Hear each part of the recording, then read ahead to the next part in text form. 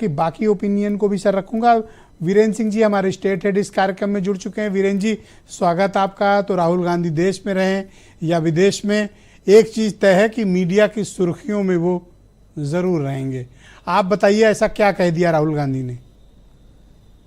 देखिए, राहुल गांधी चूंकि देश में नेता विपक्ष का उनके पास पद है, तो स्वाभाविक है कि अगर वो बोलेंगे तो उनकी बात राष्ट्रीय और अंतर्राष्ट्रीय स्तर दोनों पर जाएगी। ये बात पहले भी आई है कि राहुल गांधी कह रहे थे कि हमारा जब हम संसद में बोलते हैं तो ये लोग माइक बंद करा देते हैं, हमें बोलने नहीं दिया जाता। तो अब वो विदेश में जाकर बोले हैं। लेकिन इस देश में विपक्ष को हमेशा सम्मान दिया गया है और जो मुद्दे हैं उसको चर्चा भी करती हैं सरकारें। अभी ऐसा कोई स्थिति नहीं आई है कि विपक्ष के लोग अपनी आवाज़ ना उठा सकें और विपक्ष की जो असहमति है उससे सरकार आगे ना बढ़ने दे।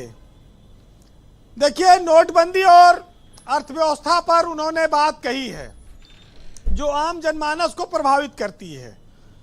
बाकी चीजें सरकार के पास सबसे बड़ा एडवांटेज ये है ब्रजेश जी, अगर मोदी की कामयाबी को आप देखें तो ये कह सकते हैं कि उन्होंने देश को 3 स्थिर सरकारें दी हैं।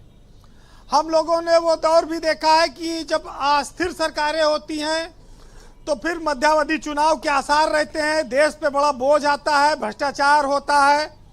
इस मामले में मोदी कामयाब हैं कि उन्होंने नियत समय पर चुनाव कराए और देश पर कोई आर्थिक बोझ नहीं आने दिया। जहां तक बात राहुल गांधी के बयान की है उस पर विवाद, जो भी राजनीतिक दल अपना पक्ष रखा है, लेकिन ये देखना होगा कि कंपटीशन इस सियासत में कितना बड़ा है और कब तक चलने वाला है। पिछले 11 सालों से बीजेपी केंद्र की सत्ता में है। राहुल गांधी ने बहुत कोशिशें की, लेकिन कांग्रेस कभी 3 राज्य में कभी 4 राज्य में ही सत्ता में आ पाई।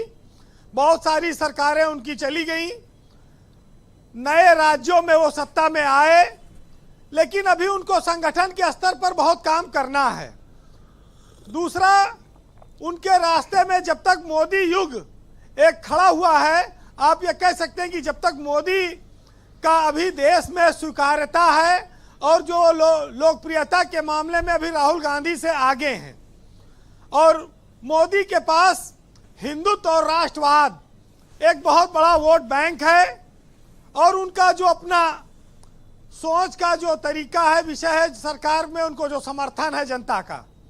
राहुल गांधी पर बीजेपी ने विदेशी परस्त होने का और तमाम सारे मौकों पर और देशों के साथ रहने का आरोप लगाया है, लेकिन पाकिस्तान के साथ जब अभी छोटा युद्ध हुआ एक, तब उसमें राहुल गांधी ने सरकार का साथ दिया था।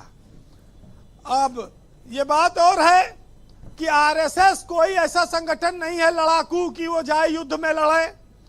आप उसको बीजेपी का ब्रेन कह सकते हैं, और उसको कमजोर कहने का जो परिप्रेक्ष्य था उनका, वो उन्होंने जयशंकर के बयान का 2023 का चीन का जो हवाला दिया था, चीन बहुत मजबूत देश है, हम उससे लड़ नहीं सकते।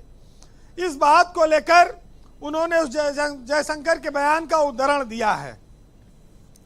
राहुल गांधी देश में भी एजेंसियों के दुरुपयोग पर, विपक्षियों पर कार्रवाई पर बोलते रहे हैं। ये बात, इस बात का उनको अधिकार भी है क्योंकि वो विपक्ष के नेता हैं। लेकिन राहुल गांधी ने एक बात और कही है कि चाइना में भी लोगों की आवाज दबाई जाती है, तो ये भी उन्होंने बोला है। वैसे आज राहुल गांधी को भारत की सियासत में और चमकने के लिए अभी कुछ और वक्त इंतजार करना होगा, और खास तौर से 2029 के चुनाव तक का इंतजार करना होगा।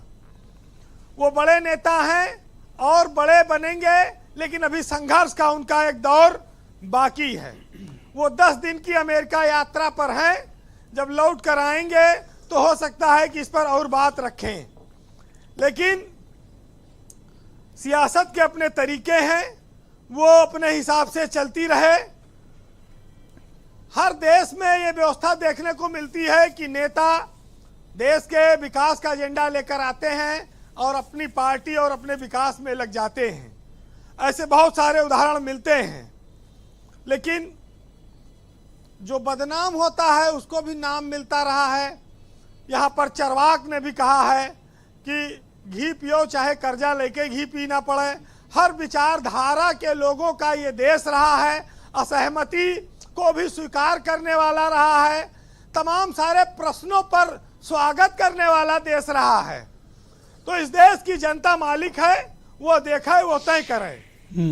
लेकिन साहित्य में 2 लाइन सुनिएगा, ये काफी इससे चीजें और साफ होंगी कि नेताओं की बातों में सच्चाई का अभाव होता है और झूठ बोलना इनका स्वभाव होता है, और इस दौरे सियासत का बस इतना सा फसाना है कि बस्ती भी जलानी है, मातम भी मनाना है। वाह, बहुत शुक्रिया वीरेंद्र जी, आपका बहुत बहुत धन्यवाद। अत्यंत सारगर्भित तरीके से आपने अपना पक्ष और बातें रखी।